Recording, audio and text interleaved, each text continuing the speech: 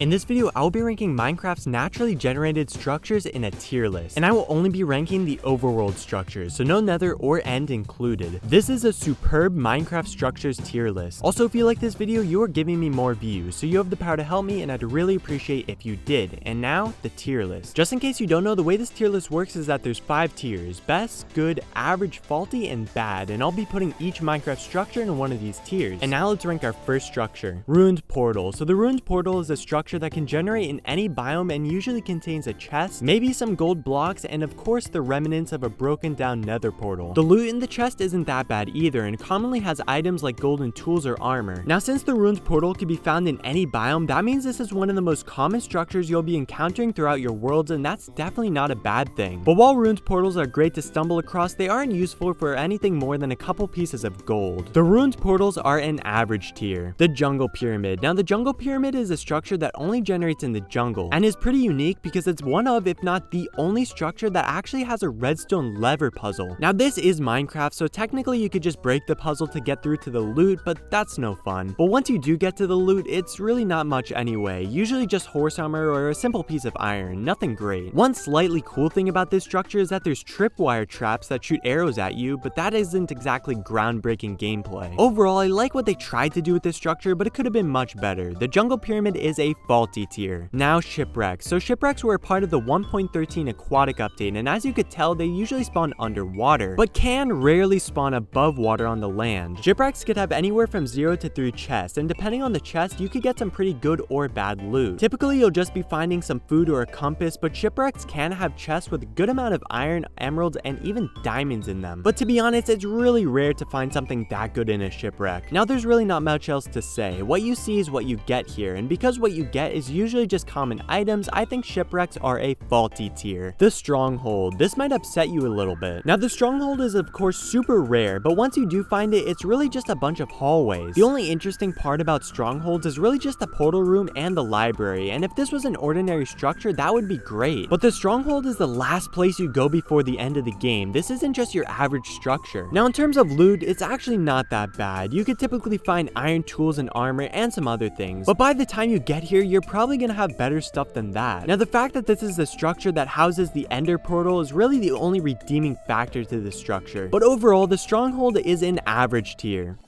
Igloo. So the Igloo is a small structure that generates in snowy biomes and has nothing more than a bed, furnace, and a crafting table. But in half of all Igloos, there is a hidden trapdoor that leads underground to a little room with a villager, some loot in a chest, a cauldron, and a brewing stand. But the loot really isn't that good, and that's also only in half of all Igloos. So to be honest, I think Igloos are a bad tier. Woodland Mansions. Now, Woodland Mansions can only be found in dark forest biomes and are actually a pretty huge structure. They contain multiple rooms, each with their own unique theme. Now, Woodland Mansions are one of the only places where you could get totems of undying, which of course are extremely useful. And the Woodland Mansion is also infested with evokers and vindicators, which could add a fun thrill when exploring this structure. I could say so much more, but honestly, the only thing holding this structure back is the fact that it could only be found in dark forest biomes. But other than that, Woodland Mansions are a good tier. Now, Ocean Ruins. So Ocean Ruins are decently rare structures that spawn underwater. They kind of resemble a house, but are usually very broken down and falling apart. They can usually generate alone, but can sometimes generate in a group, almost like an underwater village. They're really cool to look at, but honestly, exploring them is kind of useless. Like a lot of structures, they don't have the best loot, and the structure is usually covered in a lot of gravel and sand. To be honest, the only thing Ocean Ruins really have going for them is the fact that they look cool. Overall, Ocean Ruins are a faulty tier. Pillager Outposts. Now, Pillager Outposts spawn in most of your common biomes and are always guarded by pillagers, so this could be one of the hardest structures to just get into. But if you do manage to get into it, you'll be finding nothing really of value. Just a chest with some pretty common loot, nothing much, but I do gotta admit, it is still pretty fun to conquer one of these outposts. So I think Pillager Outposts are an average tier. Now, Ocean Monuments. Ocean Monuments are the only place where sponges can be found and of course spawn underwater. Now, Ocean Monuments are guarded by guardians, which from my experience can be decently difficult to fight off, especially since you're underwater. But once you are inside, you'll find different hallways and rooms, and amongst those rooms, you'll find 3 Elder Guardians, which give you mining